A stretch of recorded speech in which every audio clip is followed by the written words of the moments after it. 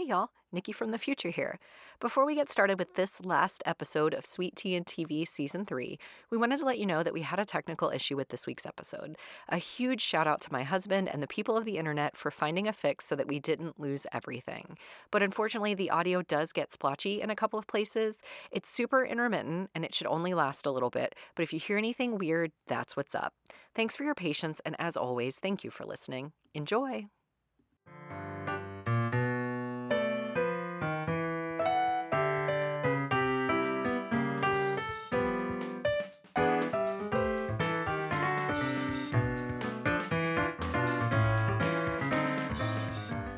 Hey, Selena. Hey, Nikki. And hey, y'all. Welcome to Sweet Tea and TV, the Season 3 special episode. We're calling it Oh Captain, My Captain, Ron, where Selena watches one of my all-time favorite movies, Captain Ron. Are and you the excited? crowd goes wild. She's excited. So throughout the season of Sweet Tea and TV, this season and previous seasons, we circle around things as we're talking that we find out the other one hasn't seen before or hasn't seen in a long time, or just like sort of cultural touchstones for each one of us that the other one might not have the same experience. So this season we had a couple that ended up on our list, Thelma and Louise, Doc Hollywood, and Captain Ron. And after polling the audience, I think it was a very fair vote, in my opinion. We put it out there to the people, and the people spoke and chose Captain Ron. Do you think it was a fair vote? Somewhere in my notes I have, Nikki, I've seen 3 times as many movies as you, I'm sure of it. Because I'm an only child. That's what we do. Okay? Lots of alone time. And yet, somehow I've been Jedi mind tricked into doing the last 2 movie reviews. It's not a mind trick. We let the people vote on this one. This was not even, we made this one fair. No, Machiavelli. When you really trick someone, you lay the seeds early. You sow them early. You know what I'm saying? So you suggest the poll. You knew what you were doing. I You're didn't a tell the very people what to vote. intelligent being. I know. And yet somehow you knew. Might I suggest a song called Mastermind by Taylor Swift? Listen to that and then tell me what you think. Anywho, fairsies and squaresies. Fair and square. We polled the people. I did vote on Instagram stories because it popped up. So I voted. But even after removing my vote, fairsies and squaresies, It still was the winner. was still the clear winner. The decisive victor was Yes. Captain Ron. This is what the people want, Selena. We are just giving the people what they want. That's right. That's all it is. So I've here seen this for it. movie. I've seen this movie probably more than 100 times. Probably. Did you watch it again for this? I did. Okay. About 3/4 of the way through. I didn't get time to finish it completely, but I could relive it for you if you wanted right now. I've seen it a million times. See. We had it on, what is that called? The predecessor to DVDs, the big giant ones. Laserdisc? Laserdisc. We had it on Laserdisc. I had it on The VHS. fact that you had a laser disc player is like the most shocking thing of all. It's I a thought thing now. only schools had them. It's a thing. I think my stepdad won it through a radio contest. Oh, okay. So we had it and a few other laser discs. Well, gotcha. It was a superior product, I'm told. I don't know. Maybe. I'm told. I don't really have super clear memories, except we only had certain movies on it. So we had certain movies there, certain movies on VHS, and you just had to remember which one you had and get the player right. Sure. And there was always a billion buttons to push because you had to make sure the sound was coming out of the TV and that it was set on the right aux, and it was just more than I can do. But we had it, and so I've seen it a billion times. So Good. You'll be our resident expert then. I am a Captain Ron expert. I'm happy to frame myself as that, and I feel confident. I don't own very many things about myself, but I will own that I am an expert in Captain Ron. Okay. For better or for worse. So let's find out. Does this 30-year-old box office flop turned cult classic stand the test of time? Did it make Selena giggle once or twice, or did it Howard the Duck her? Only time will tell. Let's get into it. So we'll get a little bit of an overview first for the people who haven't seen it and maybe aren't watching along quite yet. I have 2 descriptions I'm going to share in the vein of Selena. I'm going to share an IMDb description, and because I felt like it was fraught with judgment, I wrote my own description. Okay. Perfect. This is IMDb's. A Chicagoan inherits an old yacht. He, his wife, daughter, and son fly to a Caribbean island and hire a dubious Captain Ron to sail them on an adventure to Miami. I felt like that dubious word cast a little more judgment on Captain Ron than I was comfortable with. He's not dubious. He's colorful. He's quirky. Right. He's a man of the world. He's Kurt Russell. He's Kurt Russell. That's really what it boils down to. Right? I think that's right. So, my description is a middle aged man is lured from wintry Chicago to the tropical Caribbean in hopes of reliving amazing childhood memories on a yacht he inherits upon his uncle's death. A sketchy yacht broker sends out local Captain Ron to help the man and his family find their way to Miami. Mishap, madcap, mayhem, and hilarity ensues. I don't know. That first one was really special. That's good. That's good. I didn't like how they didn't call out the yacht broker. I feel like he really is the villain in all of this, and instead they focused on the dubiousness of Captain Ron instead of the quirky colorfulness. I just didn't like it. Yeah. He's good not for you. dubious. Take the reins. He's not dubious. Either way, anyway you slice it, the movie starts in Chicago, where we learn that Martin Harvey has inherited a boat from his uncle and is now trying to convince his wife that the family should go to El Caribe and skipper the boat from the small island it's on, San Palm de Terre, to Miami, where they can sell it for $500,000. She's against it, but when his daughter comes home with some big news, they jet off. When they get to the Caribbean, the boat is not nearly in the shape they expected, and when the yacht broker in Miami finds this out, he writes the family off and asks his assistant to send whoever she can find to help them get the boat to Miami. Cue Captain Ron. He's one-eyed, has a lot of weird, worrying anecdotes, like he once sank his boss's boat off some big reef in Australia, aka the Great Barrier Reef, and he gets the family into a lot of trouble. Certainly not on his own, though, because Martin and Catherine don't always help the situation, in my opinion. Mm-hmm. Ultimately, the family gets robbed by pirates and set adrift without the captain. They float into Cuba, which at the time this movie takes place was not a particularly friendly place for Americans. They rescue Captain Ron from captivity and they sail off for Miami. However, when they arrive, they figure their adventure isn't quite over, and while Captain Ron departs their lives physically, he remains in their hearts and souls forever as they sail off again. I thought it was a feel-good ending. Yeah, I think that's very accurate. It's incredibly thorough. I told you I could replay the movie. Oh well, for you that right too, now. but like just also that it was a feel good ending. I think It is really very was. accurate. Yeah, for sure. So I thought next, kind of doing the background of the movie, we could do a deep dive into the cast. Okay. Because I think there are some familiar faces. Like if you're an elder millennial, I feel like some of this cast was familiar to you. And if it wasn't, when I explain who they are, I think it will be a little more familiar to you. So we're going to start with Catherine Harvey. She is the wife in the movie, and she's played by Mary Kay Place. Mary Kay Place was in Private Benjamin, which we discussed in the finale Patreon exclusive Extra Sugar, because I confused that movie for Troop Beverly Hills. Oh, okay. Connecting dots. Mm. A lot of folks might also recognize her as Pearl Smooter in Sweet Home Alabama. Mm-hmm. Reese's mom, Reese Witherspoon's mom. Just saying that's a lot. That's a lot easier. No, she was the husband's mom, the ex-husband's mom. That's Jean Smart. Oh yeah, you're right. Sorry, you're right. Yeah. Reese's mom. But hey, connections. It's all the same. Look at that. There's one more connection to Sweet Tea and TV. The reason actually that we brought Captain Ron up at some point during this season is because I was wondering if you're going to remind me. She's friends with Linda Bloodworth Thomason, and they co-wrote on MASH together. So all roads lead back to Linda Bloodworth Thomason and Sweet Tea and TV. That's true. All of them. She's 75 years old today, and she's from Tulsa, Oklahoma. Next up, we have Caroline Harvey, who is the daughter. That's played by Meadow Sisto. She had a few film and TV roles through the 90s and early aughts, but she's probably best known for this role. Wikipedia said that, not me. I couldn't recognize her because the high school movie that was really popular that she did had Jennifer Love Hewitt. Can't Hardly Wait. Yeah, thank you. Another movie I've seen 14 billion times. Yeah, so she's in that, and like I could not place her. Even when I looked up her picture, I couldn't remember her part in the movie. So. She plays the hippie chick. Might be time for me to revisit this movie. But the another touch point for Meadow Sisto is that her brother is Jeremy Sisto, and he played the rich guy who's really into Cher in Clueless. His name is Elton. Yeah. Yeah. You know, it's so funny because, like, when I saw Sisto, I was like, wait a second. Like, it's not exactly a popular name, so yeah. I went and I was like, oh, it's his sister. Yeah, this is obviously not about him, but he's also been other stuff like 6 Feet Under and Law and Order. Meadow is 50 years old today, and she's originally from Grass Valley, California, but she calls Portland, Oregon home. Next up is Benjamin Harvey. He's played by Benjamin Salisbury. Um, he is 42 today and originally from Minneapolis, Minnesota. This movie is obviously a major touchstone for me when I think about his career, but some other people might recognize him as Brighton Sheffield from The Nanny. I thought he was Yeah. so cute in that show. Yeah, I did, but they don't. He doesn't look the same to me. Like even as Brighton, Oh, like really? I didn't connect it. I was like, he looks really Oh, familiar, and then I was like, oh, that's him.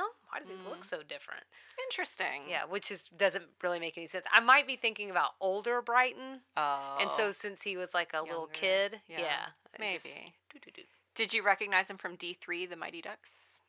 I don't think I was in on D3. Shut up, really? Just the first and the second one. D3 is the one they go to the private school. It's like Mm. Mighty Ducks is a series where I would die on the hill that it gets better each movie. Mm-hmm. I love the original. Mm-hmm. D3 is probably my favorite. Oh, maybe I missed out. This is cool. Since 2017, Benjamin has been Universal Studios Hollywood's Director of Operations. Oh, really? Uh huh. Wow. Isn't that like a cool and stressful job? Yeah, that does sound stressful. And it sounds perfect for a kid who like grew up in movies, but maybe probably I guess at some point either fell out of love with movies or maybe the movies fell out of love with him. Sure. It's hard to know for sure. But that's a pretty cool job. Yeah. So I actually in my original list had preserved this next one for last because to me Kurt Russell is a high point just in life in general. But we reordered a little bit because you have some things you wanted to share about Martin Short. So we'll talk about Kurt Russell next. I mean, I just think he's such a treasure. He's Yeah. just so It's Kurt Russell. wonderful. Sure. He was born in 1951, making him about 72 today. I had to do quite a bit of math to get there because IMDb, I think it was, said he was 73. And I was like, that's not possible if he was born in 1951. I'm not good with math, but something was off with their numbers. So I had to do my own math. And I think where I figured out where his birthday falls and where this episode will air, let's just say he's about 72. Okay. He was born in Springfield, Massachusetts, and he started acting at 12 years old. One of my favorite movies, Overboard, from 1987. Love Overboard. It is such a good movie. So it just didn't get the credit that it deserved, you know? I guess. In my family, it's always been a classic, but I'm Well, starting to wonder because well, Captain Ron also was. well. But that movie placed him opposite his longtime in real life partner Goldie Hawn. And I think people know him from Overboard or would at least recognize that movie. But he was also the voice, and I did not piece this together till I was doing this. He was a voice in The Fox and the Hound, that really depressing Disney movie from the early 80s. I'm assuming like a kid version of the Fox or the Hound, like the baby version. Well, the movie's from the early 80s, so I don't know that he would have been a kid. Oh, I thought it was older than that. Okay. We'll let her Google. Who was he? I didn't write it down. Oh, okay. Oh, God, It's been a long time since I've seen The Fox and the Hound because it's so depressing. fair enough. My husband loved him in Big Trouble in Little China from 1986. Right. As you talk about Overboard, I'm like, I feel like people probably are going to recognize that more, or like some of his action movies a little bit more. Which is so weird because I don't know that I've ever seen all of Big Trouble in Little China. I think he turned it on one time. Parts and I of was like, it, yeah. It's maybe not for me. Kind of a weird movie. I also didn't realize till I was putting this together that he was Elvis in Forrest Gump. Maybe I knew it at some point in time, but like if you asked me for Kurt Russell's filmography, Elvis in Forrest Gump would not have been something that would have even popped on my radar. Interesting. It's not a huge credit, but Forrest Gump was a really big deal. So Huge movie.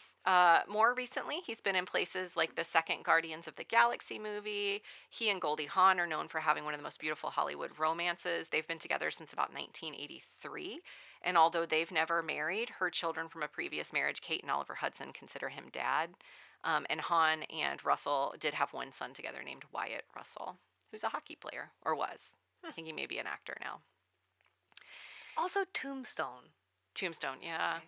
I know you're not in on Tombstone, but I'm not. I don't even really like that genre of movies.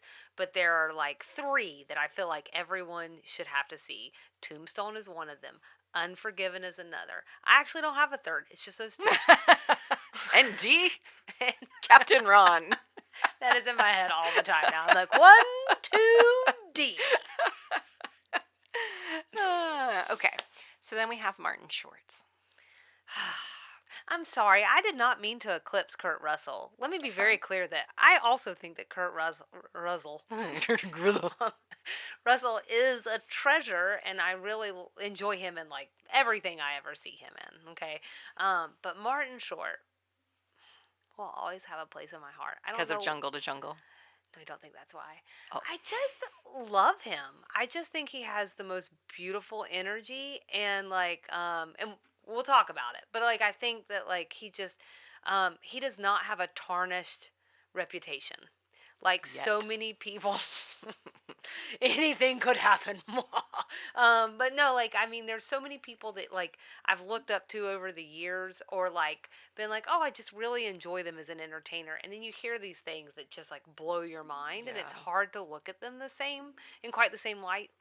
Balancing that with the fact that we are talking about human beings that like have real lives and do real things, and they shouldn't be expected to be perfect. That's ridiculous. But anyways, Short has really had quite the resurgence in the last couple of years with Only Murders in the Building. I think you've watched some of that, Mm-hmm. starring his bestie Steve Martin and Selena Gomez. But we're talking about someone who's a comedian, a writer, an actor, a singer apparently, which is something I didn't know. Whose showbiz career spans 50 years. I mean, he's been around a long time. He's an alum of Second City in Toronto and SNL, as well as beloved movies such as Three Amigos, Father of the Bride, a personal favorite of mine, and of course, Jungle Captain to Ron. Jungle. Okay. Oh, I'm really getting an idea of your movie library. Um, he had his own syndicated talk show. He's nominated for a Tony for his work on Broadway and published a memoir in 2014. So, I mean, he just has like a really expansive filmography, stageography, all of those words that I don't know. Like he's done it all. He's an entertainer. Yes, Consummate entertainer. a consummate entertainer. Beautifully put. So I assembled what I just thought were some really fun facts to share about him. So you had mentioned kind of this bio sketch of some of our other stars. He was born in Canada. He was born there in 1950. So him and Kurt Russell are almost the same age. Canada must love him as much as many Americans do because he actually had. They minted a coin in his honor back in 2013, which is kind of cool. His dad was a stowaway from Ireland, and he was actually deported from Texas after arriving, and that's how they settled in Canada. So when the U.S. Oh. didn't work out, zip, zip, boop, and they worked it that way.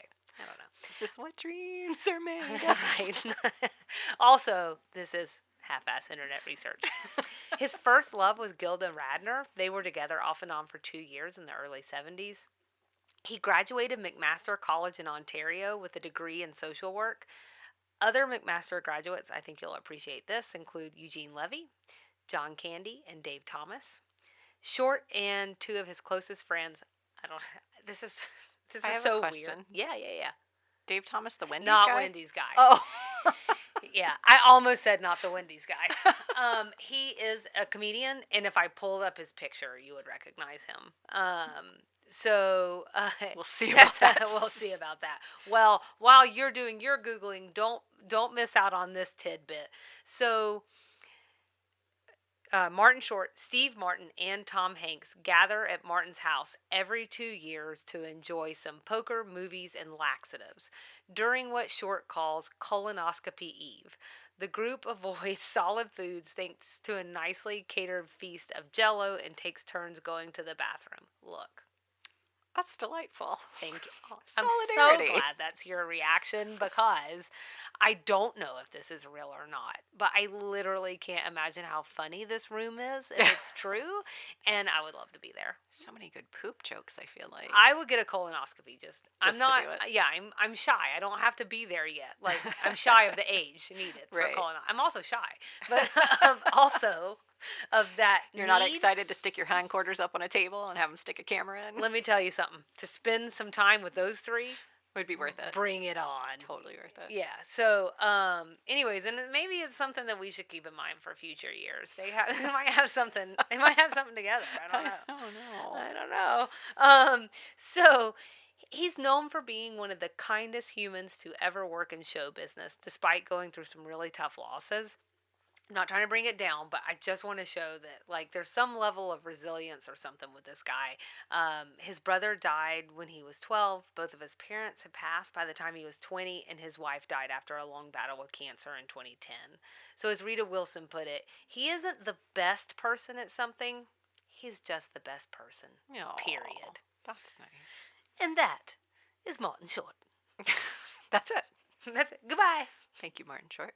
You and Kurt Russell together are national treasures. It's true. I would say throw in Mary Kay Place and Benjamin Harvey and Meadow Sisto, and you've got what I would call an all-star cast. Regrettably, the rest of the world didn't agree with me. This movie was not fully appreciated on its first outing. Its budget was $24 million and it grossed about $22.5 million. It was pretty much panned by critics, scoring 26% on Rotten Tomatoes based on 23 reviews. However, I found more than a few references to the cult following and resurgence in popularity that it's experienced over the years. I expect to see Disney get a hold of this at some point. I wouldn't be surprised. This was a Disney movie originally. Touchstone? Well, it was originally intended to be Disney branded. Yes. And then there were just like underage drinking and there were some references they were uncomfortable with, so they moved it to Touchstone. Yeah. Oh, if they brought this back, I'd lose my mind. I mean, I wouldn't be surprised. Kurt Russell would still look redoing amazing. everything. Kurt Russell would still look great. And I'm that would be great. Sailors really love this movie, and I found a bunch of like random, and I think I referenced one later, a bunch of like random sailor news outlets. Does that mean it's accurate? They just felt like the sailing was very accurate? Bear with me, because I Okay. think I mentioned that later. But Okay. yes, Okay. I think this tracks with people's experiences. And then the last thing I wanted to do in this section is some like trivia.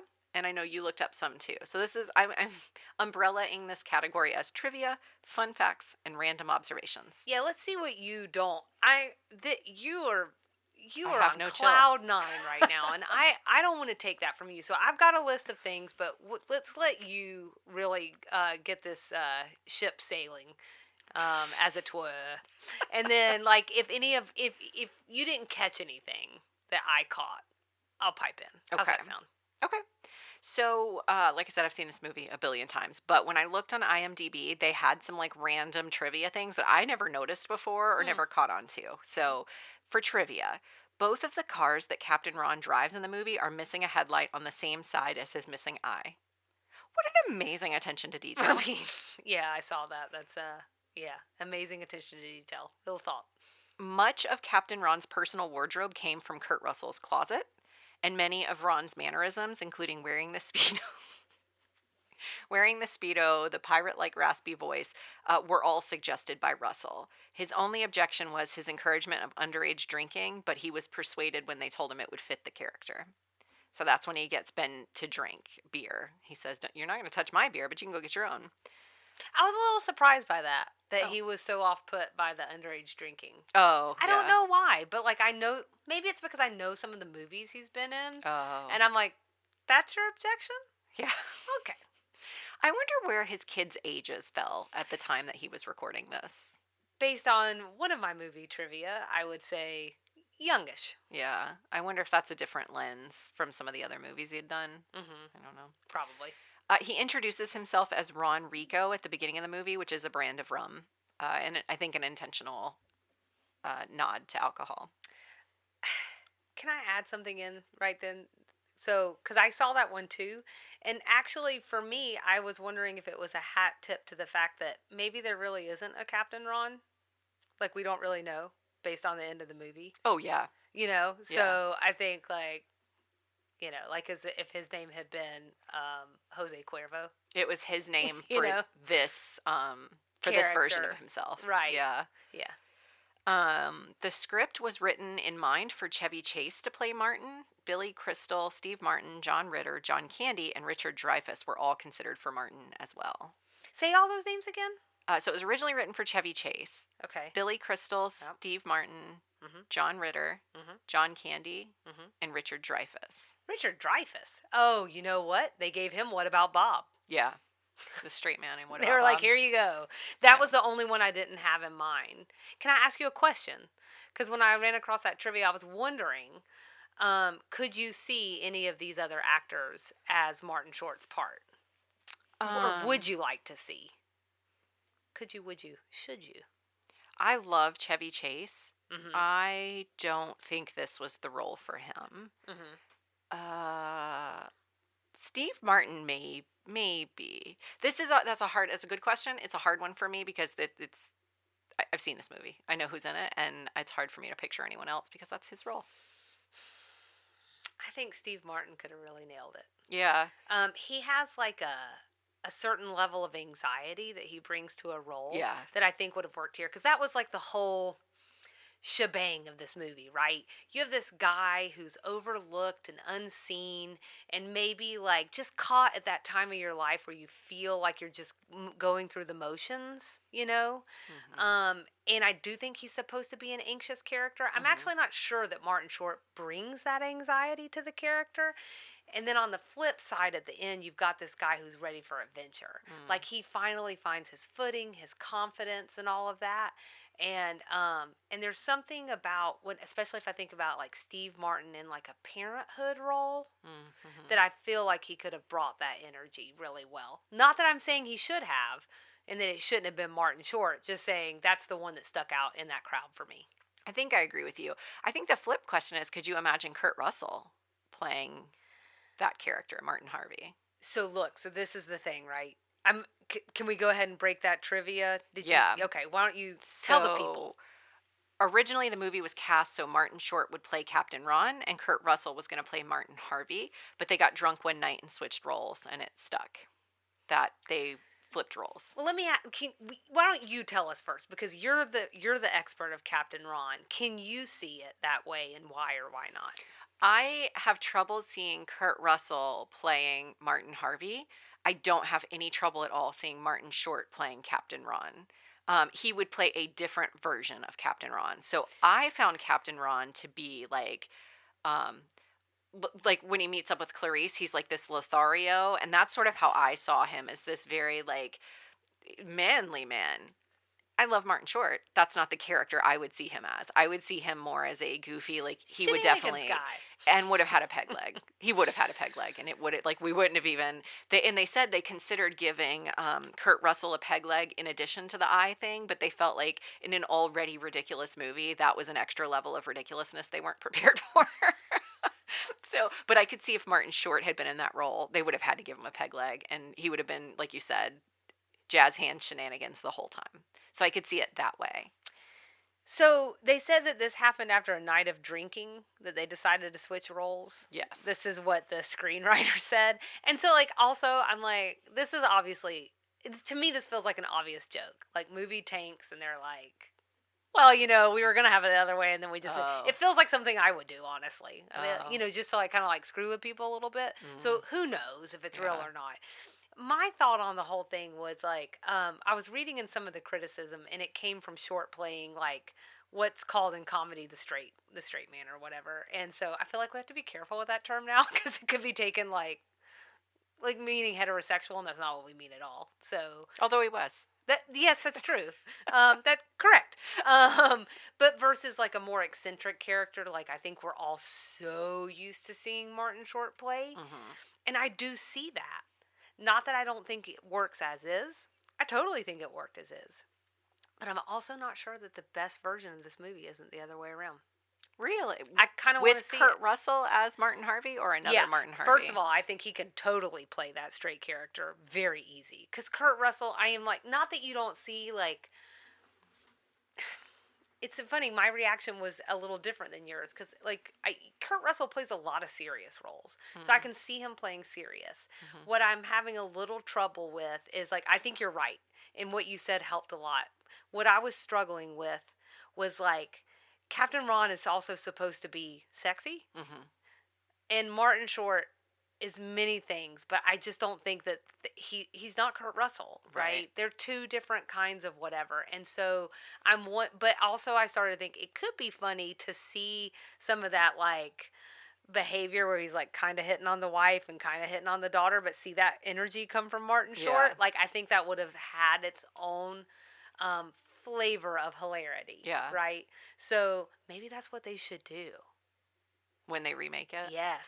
See, the only problem I have with it is I hear you. Kurt Russell does play a lot of serious roles, and it's not the seriousness I don't think he could do. It's more the thing you mentioned a minute ago about that, like, borderline anxiety, like that Mm. feeling of just you have this like anxious energy emanating Mm-hmm. from Martin Short, and I agree with you. I think Steve Martin would play that really really well. So I well. don't know that I could see that coming from Kurt Russell, so it would just be a little bit of a rebrand of the character. Like I could see him playing maybe a little uptight, maybe a little by the book, but not that anxious energy that I really feel like came from the beginning. So Mm-hmm. I mean, I'd watch it. If they want to redo it with those same two people just flipped, I'd watch it. That I would rewatch for sure. So this is where I told you just pause for the cause for a second because you asked, is this movie like realistic to sailors? Mm-hmm. So I wanted to share that this movie is based on a real life experience that the writer John Dwyer had growing up. In the 60s, his father bought a boat in Fort Lauderdale and then commissioned a captain to help them skipper it back to Texas. And what I found said his name was Captain Ron. And like the movie Ron, their captain had one eye, but also a peg leg, which, as I said, they felt was too on the nose for the film. He was also drunk so much they called him Ron Rico. And then PassageMaker.com, which is one of those like nautical magazines I was talking about, says during the trip to Texas, all the boat's electronics failed. The electrical system experienced multiple failures, and Ron managed to get lost on the intracoastal waterway. During a stormy passage in the Gulf of Mexico, the Dwyer family feared for their lives in heavy seas. Ron tried to seduce Dwyer's mother. At one point, Dwyer's father threatened to throw Ron overboard. Oh my So God. we basically That's watched this man's real life crazy. experience. Do you ever hear things like that and you're like, my life is incredibly boring? It's, you know, You you know? know, It's kind of like Almost Famous because that was oh, also based on what's his face's experience, Cameron Crowe's okay, experience. Like he is the young kid from that movie. okay, Like he okay. literally went out, I think, with Cream, Mm, maybe, or, or something, some band of that kind of that banner from the era, '60s, yeah. '70s, and '70s, and then he turns it into a screenplay 25, 30 years later, and we get to see what we get to see. There's some connection. Goldie Hawn's daughter, Kate Hudson, Oh, is in there you that. go. That's her like, not her debut role, but it's what launches her career. Made her kind of famous. Yeah, and not just almost famous, but really famous. But yeah, so but I hear things like that, and I'm like, this is why I can't write a movie. They say reality is stranger than fiction. Yeah, So you just got to keep your eyes open. So my fascinating. one last thing in this sort of like umbrella category, I had one random observation that I just could not let pass by. We got a Dollywood reference because we're a Southern podcast. I had to mention that Martin asked Ron if he had been to Disney World one too many times, and Ron was like, "No, Disney World. I've been to Dollywood before." And I just thought that was a funny reference. It was very cute, and it was in mine too, because Southern. This is what we're here That's what you for. said. Yeah, we're here for Dolly. We're all here for Dolly. I only have one that Hmm. you did not cover, which goes back to you asking about like how old were their kids around this time, and that's from I found a Roll Recall article where Kurt Russell was looking back at different characters he played, and they snuck in a Captain Ron. So, but what he said is like his family was there, Martin Short's family also came down, and they all hung out and became friends on that movie set. That's nice. And it makes me think about Adam Sandler, who just the last, I don't know, 15, 20 years of his career has been like, I'd really like to go to this place. Oh yeah, And I'm going to put all my friends in the movie, yeah. and then we're just going to hang out. Maybe we'll get paid a little bit for it. Go party a little Yeah, bit. which Yeah. is why I'm like, Adam Sandler. Maybe I'm a good hang. We're fun, Adam. I know, I'm like, I'm not a good hang, but We're fun and we're looking for fun life experiences to write movies about. that's right. Whatever it takes. And it also had me thinking maybe we should start a South Pacific podcast because Okay. everyone knows on location podcasts Yes. are very important. So run that by Kyle Okay. and let's see how it goes. This would be a much better episode if we had the ocean in the background. Yeah, because me going it's just really not It's not doing it. right. No offense. Okay, so let's find out reactions Yeah, because are you it's obvious what my reaction to this movie is. you hate it? I love it. I love it. I still own it on DVD to this day. Kyle Sure. just went through all our DVDs. I don't know if I told you this part when you mentioned where do you get it from. Mm. He just went through all his DVDs the other day, and there were like five that I just could not get rid of, and Captain Ron is one of them. And I own it on digital. I just can't get rid of it. I It's a understand. classic for I me. understand. That's how I feel about like some VHSs that I can't get rid of. Yeah, I have a couple of those too. Yeah. I have no way to play them, but I have them. Right. I just need it. Just need it's like a security blanket. That's Just absolutely I need right. it. Just took that right out of my mouth. So let's get your hot take. Let's see what you thought about it, and then I had a rating scale for us to play through like a regular episode. Well, the first thing I want to know is like, do you think I liked it? I think you loved it. You think I I think you'd loved watch it? it over and over again, Okay. willing it into existence. Okay. No, I think you thought it was better. You thought it was better than Howard the Duck, and you might be compelled to rewatch it. Okay. All right. So here's the deal. I as I was like here's the dill pickle. As I was like looking through, now I have to organize my thoughts the same way we do Designing Women episodes. So I'm just going to go ahead and tell you that I had to put it into general reactions and stray observations. But let's rip off this Band-Aid. I was really nervous going into this one because I did think I was going to be in another Howard the Duck debacle. And you know, I can't do that again. I can't go there again. But honestly, I think this was a really cute movie. Oh, Almost from the very beginning, I found myself at least interested. it was that opening music. Tweet bop tweet bop tweet tweet tweet. Well, I'll get there. I'll get there. Okay, I think okay. on balance, with me thinking it was very cute, with the exception of the gorilla, not gorilla passengers and the pirates, it was pretty predictable, a little cliche. But I also think that's totally acceptable for this kind of movie. Like, I don't need that wow factor. It's not supposed to be like, it's not an Oscar contender. Mhm. And every movie doesn't need to be an Oscar contender. You need this kind of movie to, like, zone and just be. So, You're just, right. yeah. Good, great. Um, I don't have to throw your computer out of the window. Carry on. Good. But circling back to what you were saying, if it got me from the very beginning, honestly, I want to spend more time with their family in Chicago. I actually like the Chicago piece the best out of the entire movie. Oh, funny. It was giving me so much nostalgia for the 90s. Mm-hmm. It also put me in that feeling of like a Home Alone kind of movie. Yeah, it felt like that. Yeah, I hate to say this because it is pretty trite, but it really, I could feel the simplicity, relatively speaking, of then versus now. Yeah. And it did feel like a return to simpler times. Mm-hmm. And there was something about that, like, you ate a sandwich on my map. And I'm like, that was good. Who had the thoughtlessness to put food on the countertop? And like now it's like, Instagram is brainwashing my child, She won't come out of her room anymore because she's on the TikToks, I mean, so it's just, I don't know, it just felt simpler. So those were my general reactions. I can move into my strays unless you wanted to. No, go for it. Okay. I want to make sure I'm giving you everything you want out of this. I've heard all I need to hear. You enjoyed it. Okay. So, well, Uh-oh. you may change your mind after Gosh this. darn it. Captain Ron came off a little creepy through a 2022 lens. I'm covering my eyes now because first he came dangerously close to hitting on the daughter and then was fairly inappropriate with Catherine. There was a lot of touching.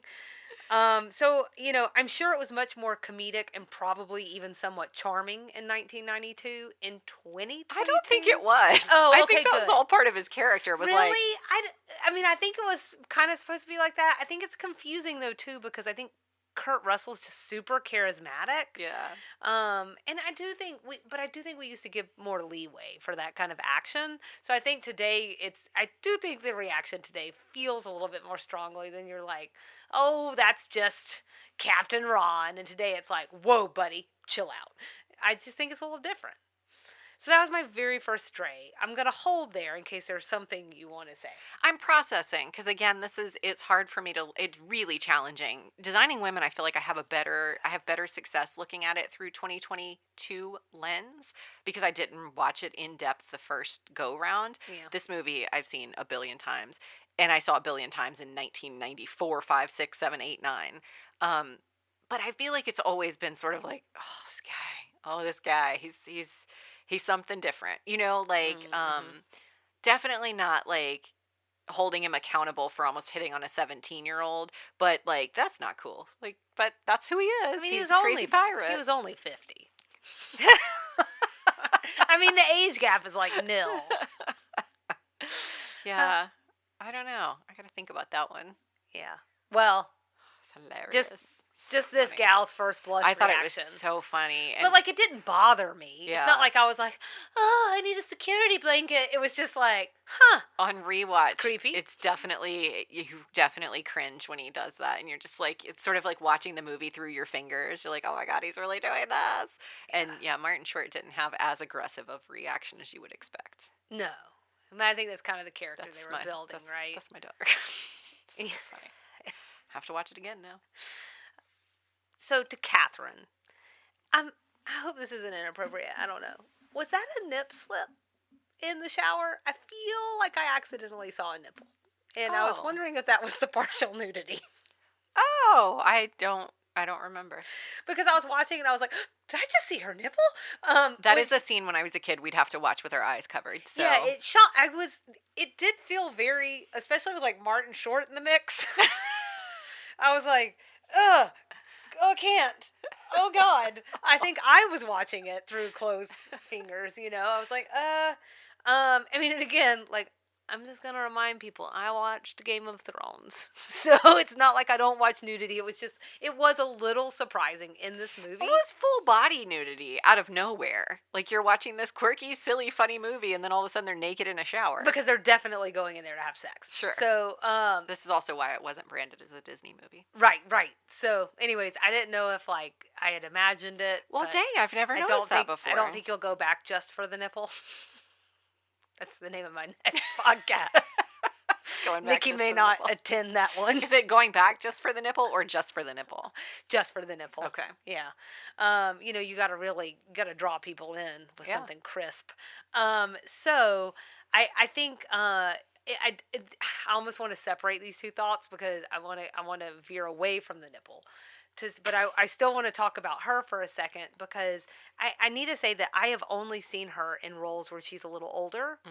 So, like, she's playing the Surgeon General on West Wing, or she's an FLTS wife on Big Love. So she's just covered from every end in clothing. From you cheek can to cheek. only see her eyes. And then in this, she's like in all these tiny Caribbean outfits, and I just want to give this lady her due. She's got a super cute figure. She's so beautiful. Yeah, she's very beautiful and Yeah. just like the cutest figure. It's so funny. Now I'm creepy. And I've thought this as long as I can remember watching this movie. Her body did not look significantly different than Meadow Sisto's body in terms of like a mother-daughter. Like what I expect Right. a mother-daughter to be was not that. And I didn't I think it's amazing. Yeah. I think it was amazing. And I'm so glad that they let her dress like that and they let her be attractive and beautiful and in a bikini in the Caribbean. Yeah. Because the instinct is to put moms in skirts. And I think it's also awesome. And I think also that, like, just thinking about, I forgot about the MASH thing and her writing and doing all those things behind the scenes. And so I just think it's cool. Like, it's so difficult being a woman because on the one hand, I'm like, you should not be expected to be some sort of glam, foxy, whatever, and also do, be a doctor and play the harp in your spare time, but also be able to make an amazing cheesecake. And, I feel like we expect too much, but also sometimes it's really cool when you see someone that's that beautiful and then also, like, they've really got something going on between their ears. I hope that's okay to say. A couple of other stray observations. Just going back to you taking us on the tour of where we went, cool scenery, being in the Caribbean and all. I actually really liked that boat a lot. Yeah. The woodwork was really cool. It was like making me think about Peter Pan and other Disney movies. So I think it shows like probably they had some of this either already filmed or something was going on before they made the change to Touchstone, Mm. because it felt like, I mean, the Disney references, Hmm. the Pirates of the Caribbean references. Um, I also really loved the crash plane turned into the little That restaurant. was cute. Yeah, And I was like, of this like random island, how realistic is that? But I love it, and I want to find that. but maybe it is kind of realistic. How do they get hamburgers? Yeah, well, because And how Americans. fresh are they? Oh, how fresh! Super fresh, the freshest. I had questions. Yeah. I would give it a shot. The other, I wanted to give a kind, maybe a bookend or just an addendum to the Dollywood reference, but so Kurt Russell saying he's never been to Disney World, but he has been to Dollywood. So apparently that's a joke that was snuck in there because Kurt Russell starred in a lot of Disney movies as a child. Yeah. So I thought that was an interesting aside. Funny to hear them talk about Pirates of the Caribbean. So this is 11 years before the blockbuster-sized franchise, and to hear them just reference it as a Disney ride is kind of funny because that movie has a long shadow and legacy now of its own. And then this is not strong enough to be a dislike.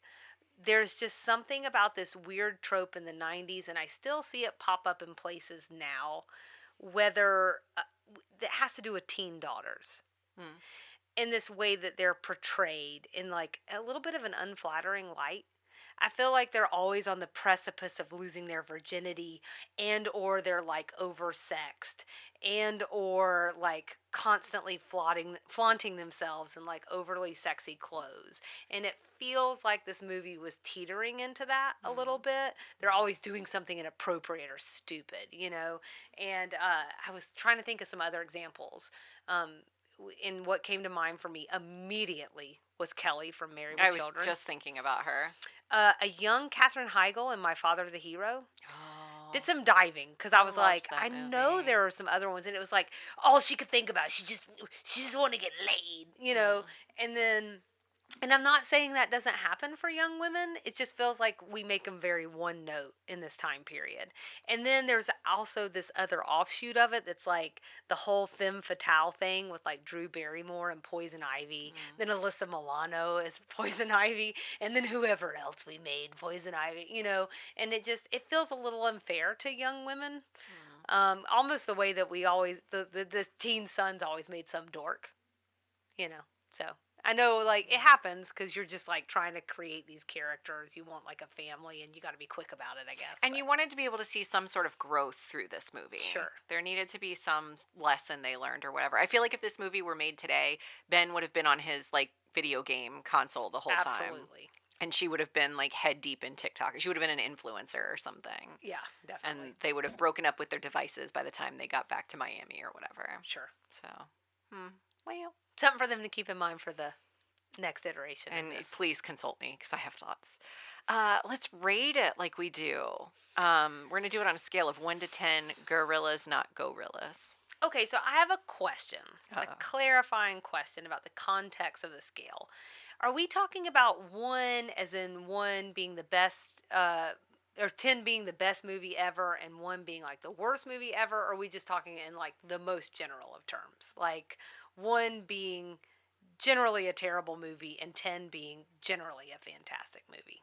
I would say approach it the same way you approach rating the episodes of Designing Women. So I don't know. Then I'm comparing it to other episodes, which means I'm going to be comparing it to other movies. Let's just say it this way. If I'm thinking in the universe of movies, then my answer is 4. If I'm just talking about generally, then my answer is 5, maybe 6. Huh. And if you rated it on par with other early to mid 90s comedies? 6. It's a solid 10 for me. I have no doubt. All right. Let's talk winners and losers. Selena, who slathered on your sunscreen and who gave you seasickness? I actually feel like there was like a lot of winners in this one. Oh, wow. Yeah. Well, so like when you said at the top, like it ends with like fuzzy feelings. Hmm. I mean, it does. So my first winner is Martin. I think he had the most growth. We talked about this to some extent. Like he really comes into his own by the end of the movie. He was able to become the captain of the boat and the captain of his own destiny. Oh, that's nice. You know, so Uh-huh. winner number one. Okay. Number two, the entire Harvey family. They chose adventure and each other over monotony, and this experience brings them closer together and certainly closer than they were when they first set sail. Hmm. So that's my second choice. And then third is Captain Ron. He's like just generally this happy guy. And while he may be a con man, it's unclear. It's unclear. He's also somehow bringing families closer together and perhaps some kind of low key hero. So, another winner. Okay. And then the loser, I had the pirates. Oh. You know, I mean, Yeah. it's an obvious answer, but they were outwitted by 4 landlubbers Oh, good call. who'd been only sailing for a handful of weeks. Yeah, it's true. Yeah. It's true. That's mine. I listed Catherine as my winner. Mostly, this was really challenging for me because I just think everybody's a winner in this movie. Winner for you, winner for you, winner for you. The whole movie's a winner. You know what I mean? You were here. Except you the won. pirates. Right. But Catherine stayed level-headed regardless of everything. Like, don't you think she was like alarmingly calm the entire movie? Mm-hmm. She's like, calm down, Martin. He just like gave our kids guns, you know? Like she Yeah. just was fine about everything. And I just appreciated that. We needed that level of like even keeledness through the entire movie. Even killed us. Sort of a even keeled scene. Mm. Sort of a winner for me. And then my loser, I just really hate that yacht broker from the beginning. Yeah. I Paul think Anka? I think he's played by Paul Anka. Yes. And I just really hate that guy. We really missed that in the trivia, which is a nice Gilmore Girls connection, by the way. And there was also something, one of the songs in the movie is done by him, and it plays like right before. I wish I had written that one down. It plays like right before he comes out. So Paul Anka is like a hidden Easter egg in the movie. He is. I actually, one person I almost wrote down as a loser. Loser. Yeah, just a loser. Was at the very beginning the guy who was kind of like being really rude to Martin Short in the elevator. Martin Short. And he's just kind of ribbing him a little bit about like writing something, or I don't know. Anyways, he played Kenny on the show Frasier. There was actually a couple of main Frasier characters that showed up in the movie that caught my attention. Bulldog and the station manager. Okay. He was a loser for me too. Okay. I was just looking it up because when you said for me to Google Dave Thomas, not Wendy's Dave Thomas, Yeah. I was just wondering, Is for that whatever him? reason, it flashed in my head. I was like, was that him? Oh yeah, no, no. but I could. They're of similar ilk. Yeah. Yeah. Okay. So the final ultimate test I'll ask you, is this a rewatch or a reject? I mean, is this the ultimate test for me and your friendship, or is this the? Let's find out. No stress. Let's find out. So I'm going to tell you this. I don't know it's either for me. Okay, I certainly would not reject it. Mhm. But to be honest, I'm probably not going to rewatch it.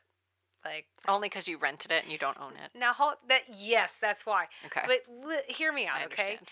If I had watched this when I was younger, Yeah. like I probably would feel very differently. I don't have the same attachment as you do. Yeah. Case in point, have you ever seen the movie Willow? No. Okay, this is a movie with Val Kilmer. This is a movie that meant a lot to me growing up. I loved it. It's great. They're actually one of the reasons I said you'll probably get the chance to watch Captain Ron on Disney Plus is because Willow is being made into like a 10-part series. Oh. Okay, and this was a movie from the late 80s, I want to say. Loved it. I could sit down and watch it right now and I would enjoy it. Is it because it's the most amazing movie, or is it because I have nostalgia in my heart for it? Probably more because I have nostalgia in my heart for it. So it's similar to that. I get it. Like, but if you sat down and watched it today, you'd probably try and kill me afterwards. Probably. So, yeah. So, folks, are you enjoying our movie reviews? Or is there something that you think we need to review next? Let us know. You know how to find us, or you will again shortly when I run through the myriad of ways. Also, it's your turn, Nikki. It's your turn next time. If the people will it to be, You Selena. Machiavellian If the people will it to be. Jedi mind. No, we're not putting it in the people's hands again. We have to. You're done, people. I feel like Doc Hollywood. Can you? I wanted to watch that. You've never seen I it. was really upset. I was really hoping that one would win out. Okay, so we may just like you said, we're not putting it to people next time. Selena already said that she doesn't love the way you guys think. We might need to do it because it really is a perfect dovetail for the show. Like, this is totally random. The only dovetail there was a connection, Mary Kay Place, but there really no connection to our podcast. But Doc Hollywood is like in our wheelhouse. It is totally in our wheelhouse. It is an enjoyable movie. I have nostalgia for it, but I feel like you also will enjoy it. It's enjoyable. Yeah. And there's a lot of stuff we could talk about. Yeah, I can tell it's one that I would really have gone for. So I think I was a little let down by that. Also, like, Thelma and Louise is a fantastic movie, and if you think you've seen it, you have not seen it, and you need to go watch Thelma and Louise. Put your big girl pants on and go watch Thelma and Louise, everyone, because it is a very important movie. That's all I'll say there. It didn't sound like, judging from our Patreon's reaction, it did not sound like it's something that everybody loves. I'm trying to find, real quick, I'm trying to pull up the post where Teresa Gregory says, "Block Thelma and Louise." I don't trust Teresa's taste in movies. I think Teresa she was loved right on. Pauly Shore. So I love Pauly Shore. I told you y'all have the exact same not so great taste in movies. You're lucky I didn't make you watch Son-in-Law. This is like, I'm due to watch it in the next couple of days. It's my Thanksgiving tradition. You're so lucky I'm not making you watch that. I agree. I love Pauly Shore. Pauly Shore, if you hear this, you're a delight, and Selena doesn't appreciate you. Don't come on the podcast. Please come on the podcast. I would talk to you all I'm just day kidding. long. I would still talk to you. He is so, his life story, like, I would just love to talk to him about his life. Yeah. He's seen some stuff. He's seen some Good things. and bad. Yeah. Anyway, so Son-in-Law next season? Oh, sorry, that's not where we were. Son-in-Law. I can't believe I'm saying it. But coming at you soon, Sweet Tea and TV's take on Designing Women Season 4. Holy moly. We'd love everyone to follow along with us and engage. I'm doing my best, Nikki. We're flipping the see how script good. today. You can find us on Instagram and Facebook at Sweet Tea and TV. Email sweetteatvpod@gmail.com or message us from our website at www.sweetteatv.com. We also accept carrier pigeons. If you're enjoying what you hear, there are some really easy ways that you can support us. Tell your friends. We don't even have to know about it. But if you're enjoying it, maybe you of like mind will also enjoy it as well. Rate and review us. That is an excellent free way to engage with us and Doesn't help cost others. you a thing. Doesn't cost you a thing. Just your time. Your attention and your 5-star rating. And finding it. But we would seriously appreciate it. You can also engage with us on social media. You got feedback for us? We love it. We love feedback. The good, the bad, the ugly. Also, I hear, a good movie. So, email us, DM us, contact us from the website. We're very findable. And thank you for joining us for another... I'm sorry. Is this what I sound like every week? No, I think this is my interpretation. I feel like I'm being sold Tupperware. Thank you for joining us for another season of Sweet Tea and TV. And heads up, guys, we're taking a break for the holidays. But we'll be back in the new year. So if you're new to the show, this is the perfect time to catch up or go re-listen. I'm sure it's wonderful on the second listen. We listened to it a few times so that there are less mistakes in it. For now, stick around for a special edition of Grits Blitz. It's going to be nautical, y'all. So you know what that means by now, don't you? What does it mean, Selena? We'll see you around the bend.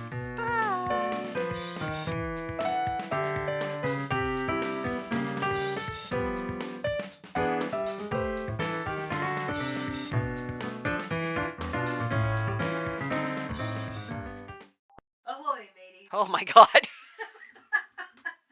I was not prepared for that. And welcome to a special edition of Grits Blitz. Arg.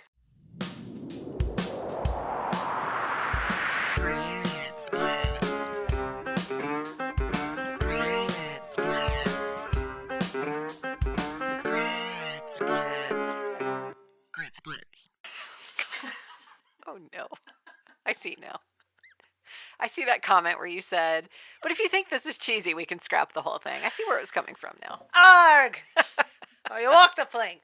I'm just kidding. Okay, according to Cruise Seekers International. So there may have been some typos in the article. Don't worry about it. Many phrases that have been adopted into everyday use originate from seafaring. In particular, from the days of sail. Yar. I added the yar. I'm sorry. I don't know. It's not really appropriate to imitate accents. Right. So this feels like the one place where I can really lean in. I say go for it, Selena. You know what? Have fun. So hop aboard, ye land lovers. For today, we test Nikki's nautical knowledge. Can she guess which phrases are nautical by nature? She's cracked herself up. Nikki, I'm going to say a term or a phrase, and you'll tell me nautical or not. These are like the only games I can do. Nautical or not ickle. Or not, K-N-O-T, as in the measure. Right. Yeah. You know, I don't know. That is, this now common phrase did or did not originate on the sea. You get 2 points if you don't need a definition, 1 if you do. Obviously, the definition may not be real. Oh, So no. bear that in mind. Oh, no. Ahem. Do we want stakes? S-T-A-K-E-S. I have a few in mind for you. Sure, yeah. All right, so let's do something with the twist. If you get a majority right, You're sending me on a cruise? let's break into my Nespresso advent calendar early. Oh. Sorry. You Not can, going on a cruise. hey, if you can come up with something better, we'll talk That's about it. I not can't. ickle in nature. I cannot afford you a cruise. All right. If you get a Advent calendar majority wrong, you can also, if you come up with something else, you let me know. We'll try it on for Stakes. size. Okay. We might be able to work that out. If you get a majority wrong, you get to sing a Christmas song to take us out of the episode. Don't worry, I've looked up some that you can sing without threat Oh, no. of a law repercussion. Okay. What do you think? Sounds good. Okay. That sounds good. Okay. All right. I'm nervous. Then that's what it is. I don't sing well. I find that hard to believe. Chalk a block. Is it nautical or is it not? It is nautical. Okay. Do you want to hear the definition? No, man, because I lose points if I do. No. If you make your choice and then you can or cannot. Oh, okay. Well, definitely if it's not going to So cost you're me points. choosing nautical. Yes. You are correct. Here's the definition according to blah blah blah blah blah.com. A block and tackle is a pulley system used on sailing ships to hoist the sails. The phrase describes what occurs when the system is raised to its fullest extent, when there is no more rope free and the blocks jam tightly together. Predictably, this led to its current meaning, crammed so tightly together as to prevent movement. I love the word cram. All right. So I got 2 points, right? Should I be 2 keeping points. score? Yeah, keep score. Okay. Number 2. Get the ball rolling. Nautical or not. Get the ball rolling. And just remember, you can have the definition if you so deem it that you want the definition. Get the ball rolling. So well spoken. You know what? I'm going to say You can still have the definition. Oh, it's hard when you want to chase down those 2 points, isn't it? It is. Okay, give me the definition. Ship cannons were notoriously unreliable for many reasons, from coming loose on the deck of a pitching, rolling, and yawing deck to faulty projectiles. To get the ball rolling signaled a good start and well-working cannon. Today, the phrase has morphed into common workplace jargon. And so you're saying you could be lying to me? Any definition could be true. Any definition I don't think could be it's false. nautical. You don't think it's nautical. I don't. But can you tell me what you thought of that definition? That's a good definition. because I wrote it. Yeah, it sounded. It was believable. I was torn between whether it had something to do with cannons or like bullets, or if it had something to do with like the pulley lever system. And is there like a red? There's a in my mind, it's a red ball that goes up, and there's just like no, that all seems fake to me. Okay. So you have 3 points. 3 points. So I only get 1 point since I got the definition. Mm-hmm. Okay. Okay. Filibuster. Nautical or not? Filibuster. I'm also looking Nikki I know. dead in the eye. And like enunciating really strongly. It's feeling aggressive now. Oh, I'm saying nautical or not? Filibuster. Yes, it's nautical in nature. That is correct. Oh, thank God. Do you want to hear the answer? Yes. I mean the definition? I'm feeling like it has something to do with like sea battles. Buccaneers were sometimes known in England as filibusters, from the Dutch for vrijbuter or freebooter, translated into French as filibuster, filibustier.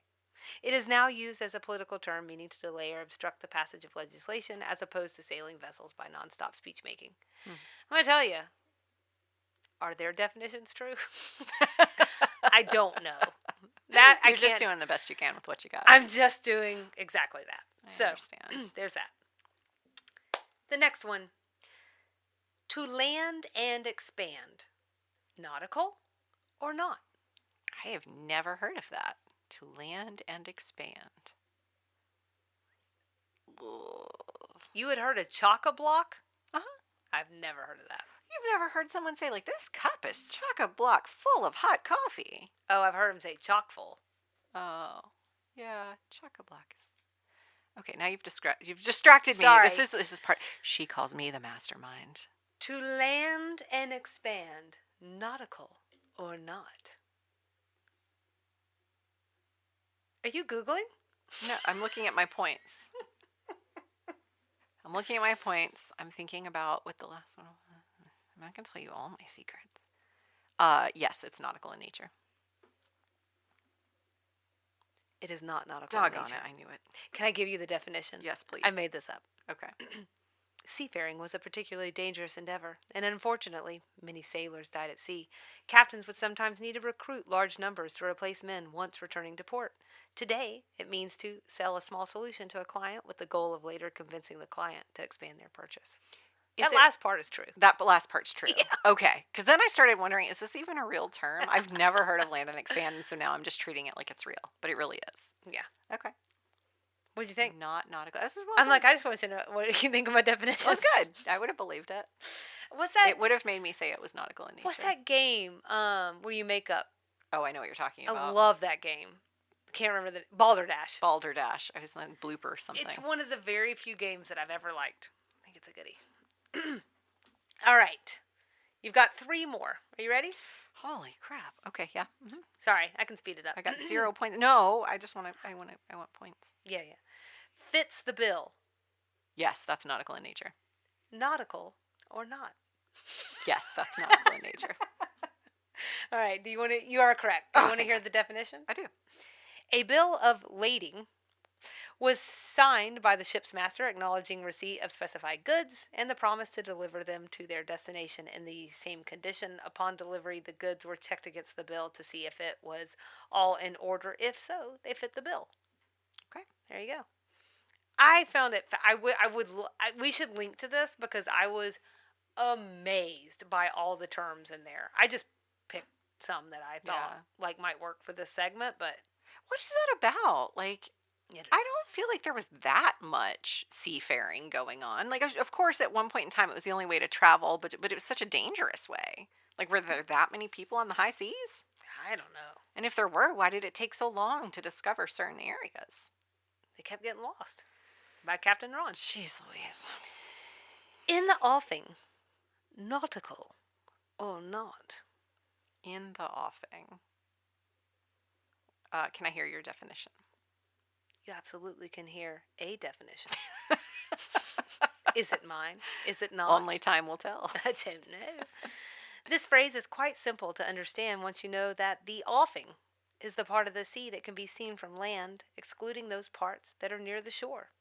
Early texts also refer to it as an offing, Offen, or often, Offin. A ship that was about to arrive was in the offing, therefore imminent, which is how the phrase is used today. I'm going to say it's nautical in nature or nautical in like roots. And if it's not, then you just slap me across the face with that definition because that sounds real. That's right, ladies and gentlemen. I wrote that definition. That sounds real. No, I'm just kidding. Oh. I did not write. That's correct. It is nautical. I was like, 1 point. If I am wrong, then that was the best written definition I've ever heard in my life. Dang it. I want to be the best written definition that you've ever read. You got to come up with words like often and then spell it multiple ways. I mean, I would give it a go. I was going to say it was real before you even read the definition. So now I'm just annoyed that I lost a point by hearing that stupid definition. Mm-hmm. That stupid, not well-written definition that wasn't yours. That's right. Because mine would be wonderful. Okay, so the very last one is son of a gun. Is it nautical or is it not? Son of a gun. No. Incorrect. Ah, dang it. The answer is that it is nautical. Okay. When in port and with the crew restricted to the ship for any extended period of time, wives and ladies of easy virtue, I did not write this, often were allowed to live aboard along with the crew. Infrequently, but not uncommonly, children were born aboard. An inconvenient place for this was between guns on the gun deck. If the child's father was unknown, they were entered into the ship's log as son of a gun, probably a sanitized version of, you guessed it, son of a bee, despite the various folk etymologies. What? That's crazy. So there's just all these women laid up between the guns delivering babies, and then dad's like maybe not owning them? I want to go back to something I said in the beginning. These feel like scalawags to me. Crew Seekers International. But I feel like maybe that is right. I could see that happening. Although, like, at some point in time, wasn't it like bad luck to have women aboard? That sounds right. And not if they're ladies of easy virtue. That's good luck. 9 months pregnant. I don't know, man. That's crazy. So what was the score I was aiming for? I got 8 points. You got you needed to get a majority right. So don't worry about the point system. Actually didn't matter. 1, 2, 3, 4, 5, 6, 7. There were 7. And how many did you get right? 5. That's a majority. In some version, I got 5 right. We're gonna break up that Advent calendar. All right. Yeah. So you don't have to sing a Christmas song unless you want to. Did you want to sing a Christmas song? What were my options? Christmas songs not under copyright are your options. Well, I'm not singing 4 minutes of it. I can do 10 seconds. No, you should. Yeah, we'll have you sing us out with Away in a Manger, Deck the Halls. Jingle Bells feels good because that's Jingle easy. bells. Well, jingle not bells. yet. Oh. You don't think? Never mind. You don't think Mom just yelled at me and made me cry all over town. You don't think that I didn't write something to take us out? Oh, okay, good. And then at the end of that, you can wrap us up with Jingle Bells, okay? Probably not Jingle Bell Rocks. I assume that one is copyright. Not if I don't know the words. Don't run afoul of the copyright law. If it's indistinguishable because I can't keep in tune and I can't carry a tune, then it doesn't count. Well, or you could, is it different enough, like if you sing Jingle Bell Crock? Yes. To the crock pot. Yes. Yeah, so there might be something there. So be thinking on that while you hear this excellent outro. Okay. All right, y'all. It's time for these two Southern ladies to set sail. We wish you a Merry Christmas, a Happy Hanukkah, a joyous Kwanzaa, Feliz Navidad. Whatever you celebrate, may this season be filled with joy, merriment, love, and celebration. And what we're trying to say is, Happy Holidays, y'all! See you in 2023. We wish you a merry Jingle Bell Rock. We wish you a merry Jingle Bell Rock. We wish you a merry Jingle Bell Rock. And jingle all the way. Deck the halls.